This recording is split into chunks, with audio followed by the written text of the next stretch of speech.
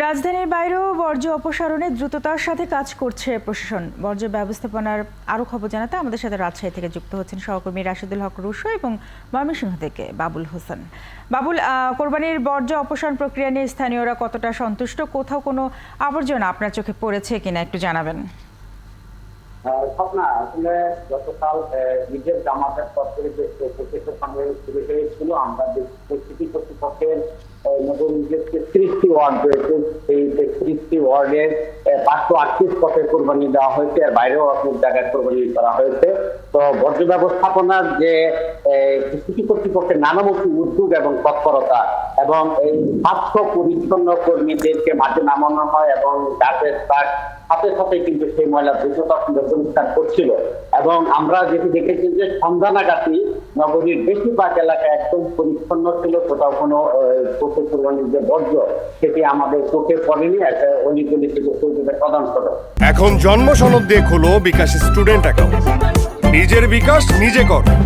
এবং এটিতে আরো ইতিবাচক ভূমিকা রেখেছে যে সকাল থেকে যে ভিড় থেকে যে ভারী বর্ষণ হচ্ছে ময়মনসিংহ জুড়ে, সেই ভারী বর্ষণের প্রভাবে আপনি যদি দেখেন যে এখনো কিন্তু সেই ভারী বর্ষণ হচ্ছে এবং নগরীর অনেক এলাকায় কিন্তু সেই বৃষ্টি পানি জমেছে এবং বলা যায় যে এই যে ব্লিচিং পাউডার এবং যেখানে রক্ত শুকিয়েছিল সেটি সব ধরনের কিছু একদম পরিষ্কার পরিচ্ছন্ন হয়ে কিন্তু এখন আমরা বলা যায় যে একটি সত্যি নগরী হয়েছে। এবং এবার জানেন যে এবার কিন্তু পশু কুরবানিও কিন্তু কম হয়েছে এবং একটি বড় কারণ সব মিলিয়ে আমরা বলতে পারি এখন পরিচ্ছন্ন ময়মনসিংহ নগরী।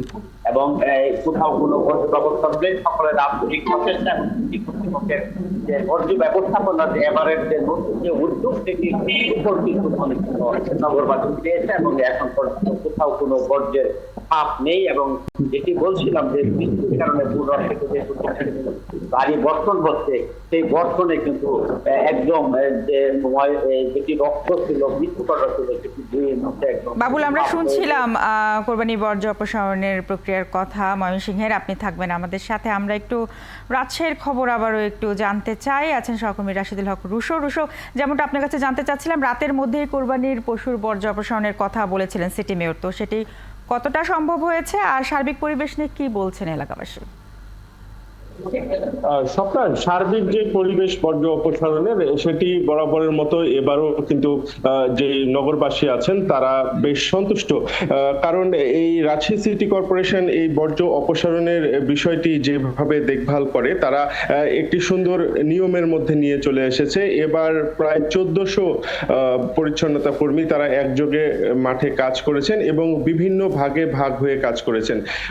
এবং তারা যেই কাজটি করেছেন যে সকালে যারা সড়কে বা বাসাবাড়ির সামনে যারা কোরবানি করেছেন, বিশেষ করে সড়কে যারা কোরবানি করেছেন, সেই বর্জ্যগুলো দুপুরের পর থেকেই কিন্তু সিটি কর্পোরেশনের ভ্যানে করে সেগুলো সংগ্রহ করা হয়েছে এবং বিকেল থেকে সন্ধ্যার মধ্যে বাসাবাড়ির বর্জ্যগুলো সংগ্রহ করে ফেলা হয়েছে এবং সেগুলো সেকেন্ডারি স্টেশনে নিয়ে রাখা হয়েছে। রাত 8টা থেকে হয়েছে মূল বর্জ্য অপসারণের কাজ এবং সেটি রাতের মধ্যেই সেটি শেষ করে ফেলা হয়েছে। অর্থাৎ আমি ব্যক্তিগতভাবেও সন্ধ্যার পরে বিভিন্ন এলাকা ঘুরেছি, সেখানে যে বর্জ্য পড়ে থাকা বা এই যে রক্তের যে গন্ধ, এগুলো কিন্তু আসলে সেভাবে পাওয়া যায়নি। আপনাকে হয়তো আমি দেখাতে পারছি ছবিতে যে যারা আসলে সড়কের পাশে কোরবানি করেছেন তারা এই প্রচুর পরিমাণে কিন্তু ব্লিচিং পাউডার ঢেলে দিয়েছেন। অর্থাৎ এইটি আসলে এখান থেকে দুর্গন্ধ বের হবার কোনো সুযোগ নেই। তবে কোনো কোনো স্থানে আমরা দেখেছি যে ব্যক্তি উদ্যোগে, সিটি কর্পোরেশন বাদেও ব্যক্তি উদ্যোগে সেখানে পানি দিয়ে একেবারে ধুয়ে মুছে ফেলা হয়েছে। সিটি মেয়র নিজেও বলেছেন যে নগরবাসী কিন্তু এখন অনেকটাই সচেতন হয়েছেন, সে কারণে বর্জ্য অপসারণের কাজটি সেটি কিন্তু ঈদের রাতের মধ্যেই করে ফেলা সম্ভব হচ্ছে। আরো একটি বিষয় যেটি হয়েছে যে আজকেও কিন্তু অনেক মানুষ তারা পশু কোরবানি করবেন, তবে সেই সংখ্যাটি খুবই কম এবং বিশেষ করে যারা আজকে কোরবানি একাধিক কোরবানি করে থাকেন বা হয়তো কসাই সহ অন্যান্য সুবিধা না পেয়ে থাকেন, তারা হয়তো দ্বিতীয় দিনে পশু কোরবানি করে থাকেন, সেটি খুবই কম, হাতে গোনার মতো। তবে সেই বর্জ্যগুলো যেন পড়ে না থাকে সেই ব্যবস্থাও কিন্তু সিটি কর্পোরেশন গ্রহণ করেছে। তারা আজকেও, গতকাল যেভাবে কাজ করেছে, আজকেও কিন্তু দুপুর থেকে সেইভাবে সিটি কর্পোরেশনের পরিচ্ছন্নতা কর্মীরা তারা কিন্তু মাঠে নেমে যাবেন।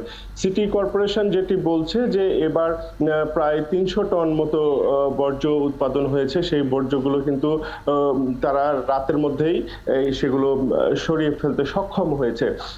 এখন সাধারণ মানুষের সাথে আমরা গতকাল থেকেই যেটি কথা বলেছি, কিছু কিছু স্থানে আমরা দেখেছি যে সেখানে পানি স্বল্পতার কারণে, পর্যাপ্ত পানি ঢেলে না দেওয়ার কারণে কিছু কিছু যে উচ্ছিষ্ট বলা যাবে না, রক্তের দাগ বা সেগুলো কিছু কিছু সড়কের উপরে বা ড্রেনের পাশে রয়ে গেছে।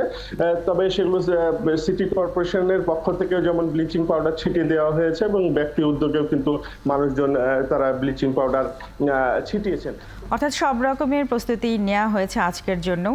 রুশো, অনেক ধন্যবাদ আপনাকে আমাদের সাথে যুক্ত হবার জন্য। সেই সাথে বাবুল, আপনাকেও ধন্যবাদ। দর্শক, রাজধানীর বাইরের বর্জ্য অপসারণের খবরাখবর আমরা জানছিলাম সহকর্মীদের কাছ থেকে।